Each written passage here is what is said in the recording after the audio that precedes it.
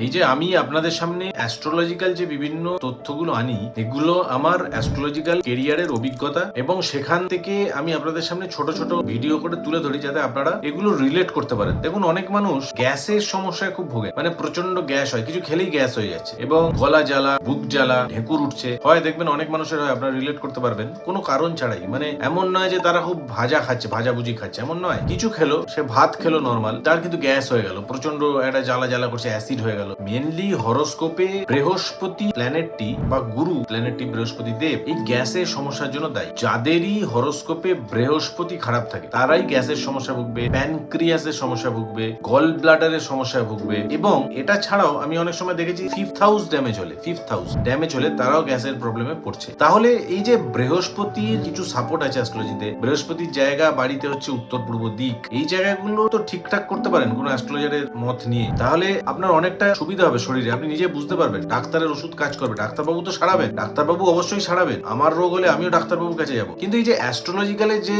জায়গাগুলো, আপনার বৃহস্পতি দেবের যে জায়গা বাড়িতে, যে জায়গা আপনার হরোস্কোপের কিছু পাওয়ার, যেমন পাঁচমুখী রুদ্রাক্ষ বৃহস্পতি, সিট্রিন রত্নটি বৃহস্পতি, পোকরাজ বৃহস্পতি, বাড়ির উত্তর পূর্ব দিকের পিরামিডটা লাগিয়ে, এগুলো তো আপনারা একটু বেটারের দিকে নিয়ে যেতে পারেন, নিজের শরীরটা ভালো হবে, ফিল করবেন আপনারা। ধন্যবাদ।